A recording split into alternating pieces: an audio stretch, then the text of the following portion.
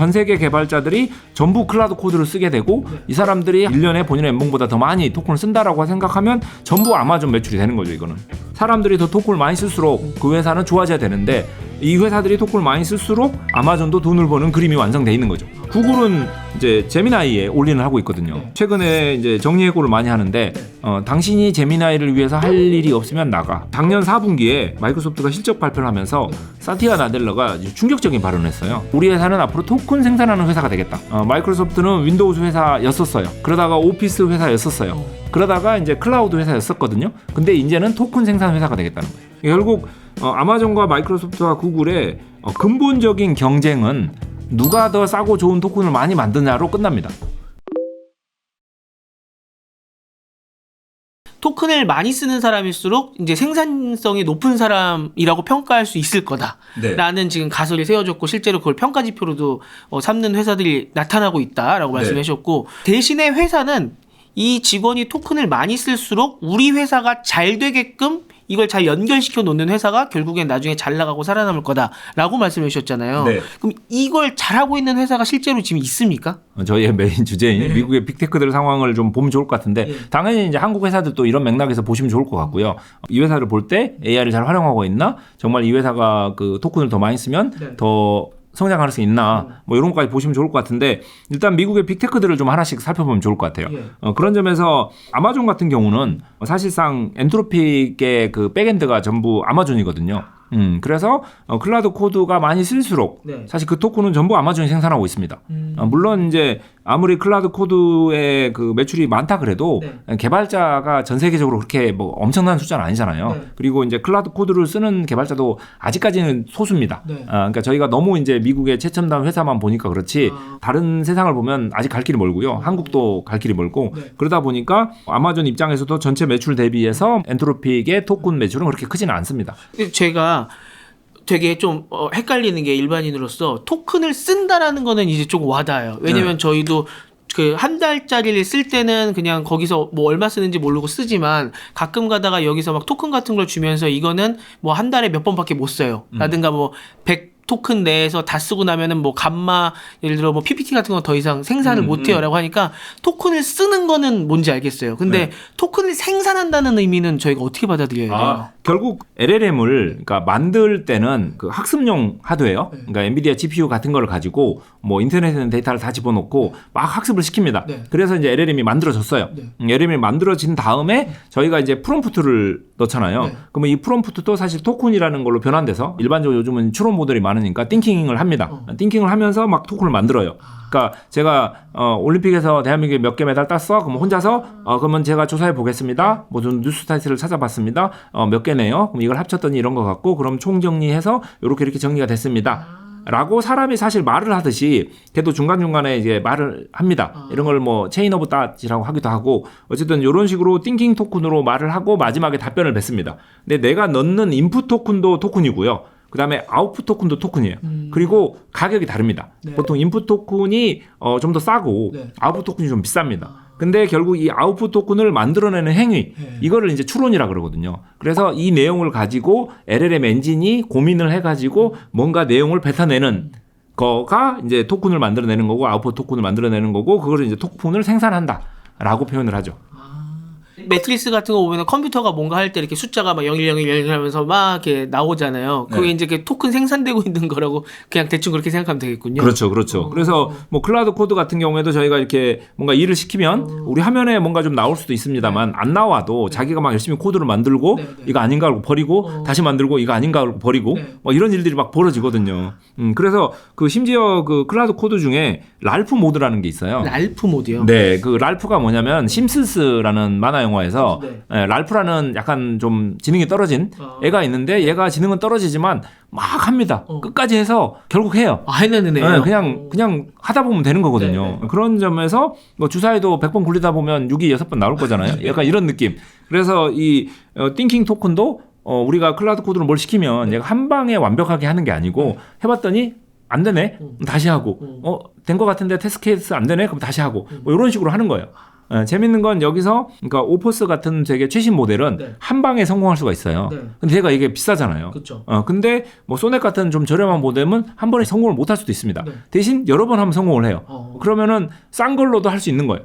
물론 이제 총 비용은 똑같을 수 있습니다. 여러 번을 했기 때문에. 근데 어쨌든 좀 덜 똑똑한 버전 가지고도 똑똑한 일을 할 수 있다, 이게 중요하거든요. 그래서 이런 식으로 토큰도 비싼 토큰을 만드는 게 있고 싼 토큰을 만드는 게 있고, 이거를 또 계속 내부적으로 주사위 6 나올 때까지 계속 굴리는 것처럼 이 요구 조건에 맞춰서 최대한 노력은 하지만 네. 이렇게 노력을 하고 만들었는데 돌려보니까 안 나오면 뭐 개발자도 마찬가지죠. 네. 그래서 저희 아까 처음에 중요한 얘기 하나 빼먹고 안 갔었는데, AI가 코딩하면서 네. 버그 만들면 어떡하나요? 그에 대한 명언은 네. 사람도 버그를 만듭니다. 그래서 똑같은 거예요. AI도 버그를 만들고. 그래서 당연히 작성을 할 때도 바로 눈에 띄는 버그를 만들 수도 있어요. 네. 그러면은 테스트 케이스에서 바로 잡히겠죠. 네. 그러면 바로 고칠 것이고, 다만 이게 못 찾고 나가면 사용자들이 뭐 발견한다 그러면 리포팅 할 것이고, 우리가 테스트 케이스 추가하면 되는 거고. 그래서 이렇게 토큰을 다 이렇게 생산해냅니다. 예전에 게임하다 보면은 열심히 업데이트 막 밤새서 했어요. 예전에 블리자드 다니셨으니까. 네네.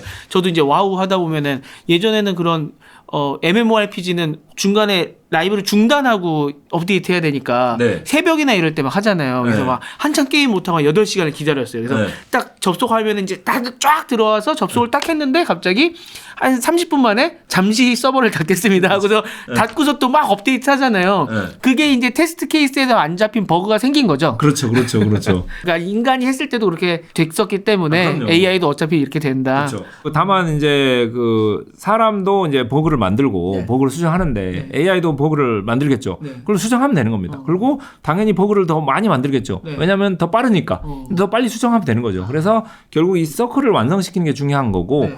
이런 점에서 요즘 이제 유행하는 단어 중에 하나가 이제 하네스 엔지니어링이라는 말이 있는데, 하네스는 이제 안장, 네. 말에 안장을 시켜서 이제 말을 이렇게 우리가 운전하기 좋게 한다. 네, 네. 뭐 이런 식의 느낌으로써 AI가 일을 할 때 AI가 뻘짓 안 하게 옆에서 이렇게 잘 감시를 하도록 이렇게 하네스를 해준다라는 걸로 이제 하네스 엔지니어링이라는 말이 나오는데, 네. 어쨌든 에이전틱 엔지니어링이라는 그림 안에서는 네. 다 같이 돌아가는 개념이긴 합니다. 그거를 이제 아무튼 아마존이 토큰 생산을 잘한다고요? 네, 당연히 그 여러 가지 투자를 많이 하고 있고, AWS 자체도 튼튼한데 거기에 이제 엔트로픽과 제휴로 엔트로픽 토큰을 독점 생산하고 있는 거니까 사실상 엔트로픽이 성장할수록 잘 될 수 있겠죠. 그리고 엔트로픽한테 투자를 하고 계약을 하면서 본인들이 만든 트레이니움이라는 하드웨어가 있어요. 네. 근데 트레이니움이라는 하드웨어로 이제 학습을 해라라고 했기 때문에 이제 본인의 학습용 하드웨어 쪽도 하고 있고, 그래서 뭐 엔비디아 GPU도 쓰고 이제 트레이니움이라는 학습용 CPU도 쓰고, 거기에서 이제 엔트로피로 협력해서 네. 사실 앞으로 모든 회사들이 토큰을 많이 쓰는 시대로 넘어간다. 막말로 지금 전 세계 개발자들이 전부 클라우드 코드를 쓰게 되고, 이 사람들이 1년에 본인의 연봉보다 더 많이 토큰을 쓴다라고 생각하면 전부 아마존 매출이 되는 거죠, 이거는. 그러니까 전 세계 개발자들이 1년 동안 받아왔던 연봉만큼을 아마존이 토큰으로 그 돈을 벌 수 있게 되는 거네요. 그렇죠. 물론 이제 엔트로픽이 정확하게는 받고 이제 아마존은 그 하드웨어 비용으로 받겠지만 네. 어쨌든 이 서클이 완성이 된 거예요. 그래서 제가 아까 말씀드렸던 사람들이 더 토큰을 많이 쓸수록 그 회사는 좋아져야 되는데, 이 회사들이 토큰을 많이 쓸수록 아마존도 돈을 버는 그림이 완성돼 있는 거죠. 그리고 이제 아까 트레이니움 말씀해 주셨는데, 이게 얘는 이제 학습할 때 칩이고 트레이닝 할 때 그 트레이니움이잖아요. 네. 예전에 시즌 3 때인가 가르쳐 주셨던 것 같은데. 네. 또 얘는 그 구글의 TPU처럼 또 이제 추론할 때 또 그것도 있지 않습니까, 얘가? 네. 구글의 TPU는 사실 두 개 다고요. 그래서 약간 엔비디아 GPU처럼 사실 학습용도 되면서 추론도 하는 게 이제 구글의 TPU고, 아마존은 이제 트레이닝이라 해서 학습용이 따로 있고 인퍼런시아라고 추론용이 따로 있긴 했습니다. 네. 근데 이제 최근에 약간 트레이니움은 계속 좀 더 발전을 시키고 있는데, 왜냐하면 이게 엔비디아 GPU가 너무 비싸가지고 좀 자기네들이 좀 해보려고. 네. 그리고 엔트로픽 같은 경우에는 이제 트레이니움으로 갔으니까. 근데 이제 인퍼런시아 같은 경우에는 이 추론 쪽 전쟁이 좀 셉니다. 이제 모델이 더 이상 좋아질 수 없을 때까지 올라간 느낌이 좀 있어요. 아니면 이 정도면 충분해. 네. 그러니까 예를 들면 지난 1년 동안 당연히 그 오퍼스라든가 뭐 소넷 같은 게 좋아지긴 했지만, 네. 사실 클라우드 코드 자체가 좋아져서 이게 에이전틱하게 모든 일을 이렇게 알아서 잘 처리하면서 이 모델 가지고 막 이렇게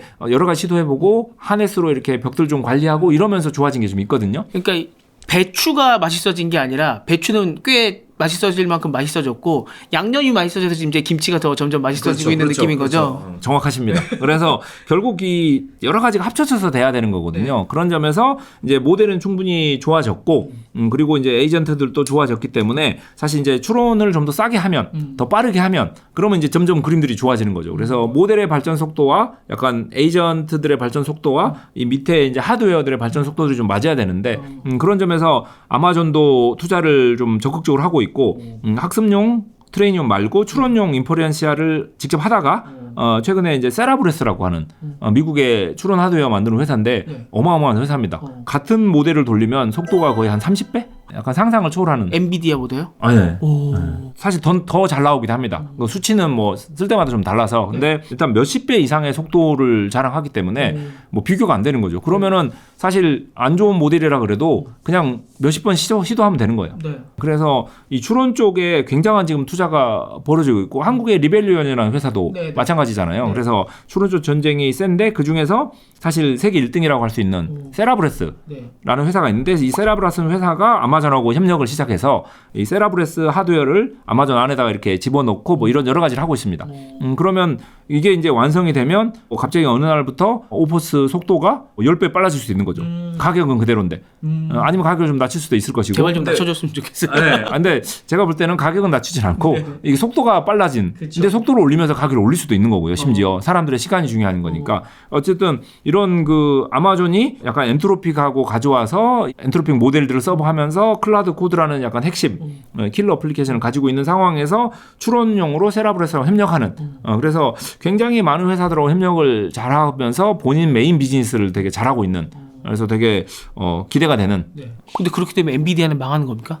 그건 아니고요. 이 모든 거의 표준, 뭐 학습이라든지 추론이라든지 모든 거의 표준이 일단 엔비디아인 거고, 이제 엔비디아 말고 다른 걸 쓰려고 지금 확장하는 개념인 거고, 사실 아마존이건 마이크로소프트건 다 엔비디아 하드웨어를 너무 많이 쓰고 있고, 또 지금 이제 KAI 한다고 하니까 엔비디아 걸 가져다 쓸 수밖에 없는 거죠. 그래서 엔비디아가 이제 무조건 업계 표준이기 때문에 전 세계가 AI를 하기 위해서는 엔비디아를 계속 달려가야 되긴 합니다. 근데 다만 엔비디아도 직접 이런 학습용 하드웨어 하고 추론용까지 다 하는 이렇게 통합 비싼 것만 하다 보니까 약간 위험하다. 이러다가 엄청나게 싸고 좋은 추론이 나오면 사람들이 더 이상 학습 안 해도 되는. 그러니까 예를 들면은 뭐 오퍼스 7.0이 나왔어요. 그리고 이제 더 이상 좋은 걸 안 만들어도 돼요. 이거면 충분해. 더 이상 좋은 걸 만들면 인류가 멸망할 것 같아. 그럴 수도 있잖아요. 그러면은 이제 더 이상 엔비디아가 안 팔릴 수도 있거든요. 아니 물론 그럴 일은 없습니다. 근데 그러면은 추론 하드웨어가 더 중요한데 이거를 그 강 건너 불구경할 수는 없잖아요. 그런 점에서 세라브레스 다음으로 잘하고 있는 회사가 있었어요. 그로크라고 GROK 말고. 머스크가 만든 거 말고요. 네, 머스크가 만든 건 GROK고 이건 GROQ라고 하고 있는 추론용 하드웨어를 만든 회사가 있는데 이 회사도 굉장히 훌륭합니다. 아주 빠르고 심지어 저희 서비스도 이걸 쓰고 있었고요. 남들보다 먼저 발견해가지고 이렇게 신봤다 그러고 아니 뭐 여러 가지 계약을 잘 해가지고 이런 거를 잘 쓰고 있었는데 어쨌든 안타깝게도 이 회사를 엔비디아가 인수를 했습니다. 사용자 입장에서는 엄청 안타깝죠. 굉장히 좋은 서비스를 잘 쓰고 있었는데 갑자기 엔비디아가 낼름 해가지고 저희가 애로를 좀 겪고 있는데 어쨌든 엔비디아가 이 회사를 뭐 인수해서 법적으로는 좀 더 복잡합니다. 인수라기보다는 이제 핵심 인원들만 이렇게 뽑아가는 뭐 이런 식으로 했는데 그 M&A 뭐 이런 걸 독점 이런 걸 피하려고. 근데 여하튼 데려가서 이제 엔비디아 그룹 LPU라는 거를 랭귀지 프로세싱 유닛이라고 해서 LPU라는 단어를 만들었는데 이제 3분기쯤에 출시를 할 예정입니다. 그래서 엔비디아 매출에 도움이 안 될 수도 있어요. 하지만 이걸 안 할 수는 없습니다. 그래서 엔비디아도 싸고 좋은 추론용 하드웨어를 만들고 이거를 이제 엔비디아가 만들었다는 거는 자기네 이제 쿠다 표준 프로토콜 안에서 하는 거라서 사실 이제 기존의 엔비디아 하드웨어로 학습하고 추론도 하고 그러다가 추론만 엄청나게 할 것 같으면 예를 들면 여기 그록 LPU를 사서 써라 뭐 이런 식으로 할 수 있는 거잖아요. 그래서 좀 더 이제 무기가 많아졌기 때문에 뭐 엔비디아도 뭐 무난하게 계속 잘하지 않을까 열심히 살아남으려고 노력하고 있는. 미래에 자신들을 공격할 수도 있는 회사를 미리 이제 확보를 해놔버렸군요. 그렇죠. 네. 근데 그록이라는 회사도 중요하지만 이제 세라브레스라는 회사가 더 중요한데 이 세라브레스라는 회사가 아마존하고 협력을 하고 있기 때문에 결국 이 엔비디아의 그록 LPU를 자기네들이 직접 서빙할 건 아니잖아요. 결국은 아마존이나 마이크로소프트나 구글 중에 한 군데가 가져가서 서빙할 텐데 어느 회사가 가져가냐에 따라서 조금 상황은 좀 바뀔 것 같아요. 그 확률이 높은데 그러면은 아마존의 지금 가장 큰 라이벌은 마이크로소프트 아닙니까? 네. 거기가 갖고 가는 겁니까? 그 이야기는 좀 더 복잡하게지는데요. 아마존이나 구글 같은 경우에는 굉장히 돈을 많이 썼어요. 네. 그러니까 엔비디아 GPU도 확보하고 데이터 센터도 더 짓고 그러면서 굉장히 돈을 많이 써가지고 밖으로 보면 숫자가 별로 안 좋습니다. 그러다 보니까 주가도 많이 폭락하고 그런 상황이 있는데 어쨌든 아마존은 아까 말씀드린 것처럼 뭐 클라우드라든가 그러니까 클라우드 코드 같은 것도 있고 그리고 이제 세라브레스랑 같은 협력도 하고 있고 그래서 뭐 장기적으로는 괜찮겠다라는 생각이라 그러면 구글은 이제 제미나이에 올인을 하고 있거든요. 그래서 제미나이에 올인을 해가지고 최근에 이제 정리해고를 많이 하는데 당신이 제미나이를 위해서 할 일이 없으면 나가. 아니, 무섭죠? 네. 제미나이를 위해서요? 그렇죠. 당신이 제미나이에 기여할 거가 없으면 나가. 다른 데는 그냥 제미나이를 너가 잘 못 쓰면 나가 이런 느낌이었다고 그렇죠. 하면 여기는 한 발 더 갔네요. 그렇죠. 너가 국가를 위해서 뭐 국가가 너를 위해서 약간 이런 느낌이죠. 그래서 제미나이에 올인을 하고 있고 그리고 최근에 이제 크롬에도 제미나이가 들어갔거든요. 뭐 구글 워크스페이스도 다 들어가고 지메일도 들어가고 정말 수식도 통합을 잘하고 있고요. 그리고 써보면 좋습니다. 잘 만들었어요. 성능도 좋고. 근데 이게 이제 그 버티컬리 너무 이게 한 세트라는 거죠. 그래 구글 TPU가 있고 거기에다가 제미나이 모델이 있고 거기에 이제 예를 들면 크롬 브라우저가 있고 거기에 다시 이제 구글 워크스페이스 같은 것과 연결이 돼서 다 연결된. 그래서 만약에 구글 TPU가 약간 경쟁력이 떨어진다. 그러면 한 방에 무너지는 거고 제미나이가 경쟁력이 떨어진다 그럼 한 방에 무너지는 거죠. 그리고 자기네 다 핵심 비즈니스랑 지금 다 맞물려 있네요. 그렇죠. 그런데 또 여기서도 보면은 어쨌든 구글은 광고로 돈을 벌어요. 아직도. 근데 이 지금 서클은 완성하긴 했지만 여기에 아직까지는 광고로 돈 버는 방법을 못 찾고 있거든요. 물론 이제 제미나이를 유료로 팔고 있고 하지만 들어가는 투자비에 비하면 아직 택도 안 됩니다. 그리고 제미나이가 제일 할인도 많이 해줘요. 그러니까요. 지금 약간 시장 점유율을 높이기 위해서 제미나이에 굉장히 올인하고 있기 때문에 사실 구글은 지금 올인하고 있는 거예요. 회사가 제미나이에 올인하고 있고 그러다 보니까 네가 제미나이를 위해서 할 일이 없으면 나가까지 간 것 같은데 약간 굉장히 리스크한 상황이라고 생각합니다. 이렇게 경험적으로 봤을 때 좀 위험해 보이시는군요. 뭐 그렇죠. 구글은 잘하고는 있지만 올인하고 있기 때문에 잘하는 거라서 조금 더 두고 봐야 된다라는 거고 그 반대로 그러니까 아마존 같은 경우는 여러 회사들하고 잘 제휴해서 잘 위기를 이렇게 분산하고 있다라고 한다면 마이크로소프트의 또 행보가 재밌긴 합니다. 마이크로소프트 같은 경우에는 하드웨어 투자를 좀 처음에 좀 많이 하다가 이제 충분히 있으니까 일단 이걸 잘 쓰자라고 하는 분위기인 것 같아요. 물론 이제 자기네도 이제 추론 하드웨어를 마이아라고 만들어서 쓰고 있긴 한데 그렇다고 해도 막 엄청 열심히는 안 합니다. 약간 그거보다는 돈을 벌자. 중요한 그쪽으로 가서 쭉 돌아가는 걸 보니까 이제 충분히 좋아졌네. 그러면은 이제 클라우드 같은 경우에는 클라우드 코드로 돈을 벌고 있는데 우리는 뭘로 돈을 벌지? 우리는 이제 업무 쪽에서 돈을 벌자. 그리고 개발 직군 AX보다 일반 직군 AX가 더 클 거잖아요. 그래서 일반 직군 AX라 그러면 제가 이제 일반 직군 AX를 하는 솔루션을 만들고 있거든요. 저희 회사에서 오피스 에이전트라고 그런 점에서 이쪽을 더 고민을 많이 하는데 결국 업무는 소통과 약간 문서 그리고 인간의 지능, 인간이 소통을 하고 계속 데이터를 만들고 문서를 만들고 이걸로 계속 돌아가는 거거든요. 근데 여기서 인간의 지능을 AI로 갈아서 끼우는 거예요. 그게 이제 마이크로소프트 코파일럿입니다. 그래서 결국 이제 팀스로 대화 막 나누다가 마이크로소프트 코파일럿한테 물어보면 코파일럿이 이제 일을 다 해주고 그리고 이 코파일럿은 이 팀스 안에 있는 채팅이나 아웃룩에 있는 뭐 메일도 다 보고 그러면서 데이터 뭐 마이크로소프트 오피스에서 만든 수많은 데이터들이 원드라이브에 쌓여있다 그러면 그것까지 보고 아니면은 뭐 각종 뭐 마이크로소프트 서버들이 있을 테니까 SQL 서버라든지 이런 것까지 다 합쳐서 이게 그러니까 생태계가 완성이 된 거예요. 그래서 아까 그 클라우드 코드에서 토큰을 막 갈아 넣는 것처럼 이 마이크로소프트 코파일럿한테 이제 일을 사람들이 점점 많이 시킬 거잖아요. 야 메일 보고 정리해, 뭐 챗 보고 뭐 해, 저기 있는 데이터 보고 뭐 만들어. 그러니까 저희가 사무실에서 하는 모든 일들을 이 코파일럿한테 다 시킬 수가 있는 거예요. 그러면 이제 서서히 개발자도 1년 전에는 이거 재밌네라고 했다가 지금은 얘가 일 다 하네. 난 뭐 하지?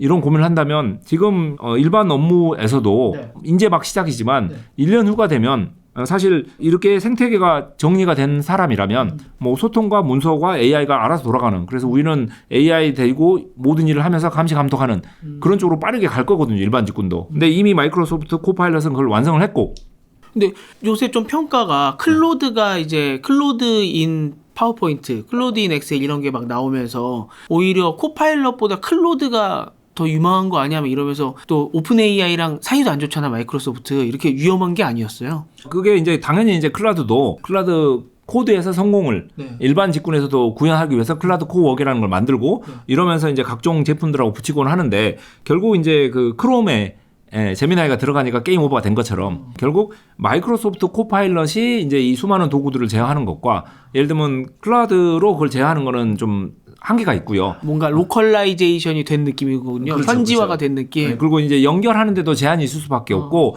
열어주는 것도 한계가 있는 거죠. 그래서 결국 크롬에 AI 넣는 거는 구글이 제일 잘할 수 있듯이 마이크로소프트 뭐 오피스, 마이크로소프트 팀스에 AI를 제일 잘 넣을 수 있는 거는 마이크로소프트일 수밖에 없어요. 그리고 이미 잘하고 있고요. 그래서 마이크로소프트 코파일럿이 그 오픈 AI 모델을 잘 쓰고 있고요. 심지어 엔트로픽 모델도 갖다 씁니다. 그러니까 이것도 마찬가지로 클라우드 코드도 꼭 그 오퍼스만 쓸 수 있는 건 아니에요. 제가 뭐 QM 같은 모델 같은 거 설치해서 쓰면 쓸 수 있는 거예요. 그런 것처럼 마이크로소프트 코파일럿도 약간 에이전틱 워킹이라는 툴인 거고 거기서 모델은 갈아 끼울 수 있는 거라 꼭 오픈 AI한테 100% 디펜던스 하는 건 아니고요. 그리고 뭐 계약이 잘 돼 있기 때문에 그 오픈 AI 모델들을 뭐 애저에서 이렇게 돌리면서 코파일럿이 이렇게 잘 쓰면 마이크로소프트 코파일럿 잘 쓰면 뭐 문제가 없는 거죠. 그래서 마이크로소프트는 이미 이 오피스 생태계에 마이크로소프트 코파일럿을 이제 클라우드 코드처럼 이미 완성을 했고 이제 미국의 많은 회사들은 그걸 잘 쓰고 있고 한국은 이렇게 이거를 비싸서 쓰는 데가 없거든요. 대기업들이 몇 군데 있습니다. 그렇죠. 예. 근데 대기업 중에서도 이 생태계를 쓰는 사람들을 만나서 들어보면 감동을 합니다. 일하기 너무 편해졌다고. 모든 게 연결돼서 너무 일하기 좋다고. 그냥 코파일럿한테 던져만 놓으면 얘가 알아서 다 일을 다 해갖고 정리 착착 해주니까 그냥 비서 데리고 일하는 것 같다고. 그런 게 되거든요. 마이크로소프트는 이제 오피스 공짜로 주고 팀스 공짜로 주고 그냥 코파일럿에 그냥 토큰비만 받으면 되는 거예요. 그 정도로 자신이 생기면. 그럼요. 그러면은 이제 회사에서 사람들이 점점 더 마이크로소프트 코파일럿을 통해서 일을 하게 되면 토큰을 10,000원 쓰다가 100,000원 쓰다가 100,000원 쓰다가 하겠죠. 거의 예전에 그 애니팡 할 때 5번까지는 그냥 맘대로 해 공짜야. 근데 더 쓰고 싶으면 돈 내. 이제 그걸로 돈을 엄청 많이 벌었던 것처럼 되는 거네요. 그렇죠. 그래서 마이크로소프트도 이미 그 오피스 생태계에서 마이크로소프트 코파일럿이라는 클라우드 코드 비슷한 일반 직군을 위한 에이전트를 완성했고 그걸로 이제 돈을 벌기 시작하고 있고 매출도 잘 나오고 있고 가입자도 계속 늘고 있어요. 그래서 이미 이제 토큰으로 돈을 버는 이코노미가 완성이 됐는데 여기서 더 무서운 거는 어쨌든 이 토큰을 자기네가 생산하는 거잖아요. 그렇죠. 예를 들면 클라우드 코드 같은 경우에는 이게 아무리 매출이 올라가도 결국은 뒤에서 AWS가 돈을 버는 거거든요. 나눠 먹어야 돼요. 근데 마이크로소프트는 혼자 다 먹는 거거든요. 애저가 있으니까. 그런 점에서 작년 4분기에 마이크로소프트가 실적 발표를 하면서 사티아 나델러가 충격적인 발언을 했어요. 우리 회사의 핵심 KPI는 우리 회사의 핵심 지표는 달러당 와트당 달러당 와트당? 그러니까 달러와 와트 합이죠. 와트는 전기 말씀하시는 거예요? 그렇죠. 그래서 이제 돈 대비 전기 대비 토큰 생산량. 그래서 우리 회사는 앞으로 토큰 생산하는 회사가 되겠다. 이거는 엄청난 선언입니다. The key metric we're optimizing for is tokens per watt per dollar, which comes down to increasing utilization and decreasing TCO using silicon systems and software. 마이크로소프트는 윈도우즈 회사였었어요. 그러다가 오피스 회사였었어요. 그러다가 이제 클라우드 회사였었거든요. 근데 이제는 토큰 생산 회사가 되겠다는 거예요. 지금 이 직전까지 말씀해 주셨던 거는 토큰을 많이 쓰면은 다다익선이었잖아요. 근데 여기에 지금 전기가 들어갔다는 거는 여기는 효율성까지 얘기하는 거예요. 왜냐하면 다른 데들도 다 마찬가지지만 자본을 구해오기 되게 쉬워요. 그러니까 오픈 AI 같은 경우에도 투자 받는다 그러면 다들 돈을 갖고 옵니다. 돈은 뭐 전 세계 무제한으로 있어요. 하지만 전기는 그렇게 생산되지 않아요. 이렇게 발전소를 지어야 되고 송전망을 만들어야 되고 뭐 하여튼 굉장히 많은 게 있습니다. 물론 이제 엔비디아 GPU도 구하기가 쉽진 않았는데 많이 구해놓은 데도 또 있을 테니까. 그래서 제일 중요한 그 리소스는 어쨌든 돈이 있고 전기가 있는 거예요. 이 전기라는 개념을 넣어야 사실 확장 가능성이 있거든요. 근데 마이크로소프트는 그런 걸 다 알고 있기 때문에 우리는 전기를 최소한을 쓰면서 돈도 최소한을 쓰면서 토큰을 많이 생산한, 그러니까 전 세계에서 제일 싸고 좋은 토큰을 많이 생산하겠어. 우리는 토큰 생산 회사가 되겠어. 라는 굉장히 회사의 방향성을 바꾸는 선언이었던 거죠. 막말로 마이크로소프트가 정말 싸고 좋은 토큰을 많이 만들면 클라우드 코드로 토큰을 아마존에서 오퍼스를 안 쓰고 마이크로소프트 토큰을 쓸 수도 있는 거거든요. 그러면은 뭐 엔트로픽이 돈을 벌겠지만 사실 아마존은 못 벌 수도 있는 거예요. 결국 아마존과 마이크로소프트와 구글의 근본적인 경쟁은 누가 더 싸고 좋은 토큰을 많이 만드냐로 끝납니다. And what you see here on the left, on this side, is tokens per watt. Tokens per watt is important because every data center, every single factory, by definition, is power constrained. Every CEO in the world, you watch, every CEO in the world will study their business from now on in the way I'm about to describe. Because this is your token factory. This is your AI factory. This is your revenues. There's no question about that going forward. 그러면은 그 싸고 좋은 토큰을 만들려면은 아까 말씀해주신 그런 하드웨어가 막 되게 빠르고 저전력이어야 되고 이런 게 제일 큰 건가요? 아니면 뭐 소프트웨어인 건가요? 답니다, 다. 그래서 뭐 데이터 센터도 지어야 되고 거기에 좋은 하드웨어들 만들어야 되는 거고 거기에 연결돼 있는 GPU들 뭐 LPU들 이런 걸 좋은 거 써야 되고 그리고 전기 생산도 싸고 좋게 해야 되는 거고 전기 자체가 비싸면 안 되는 거잖아요.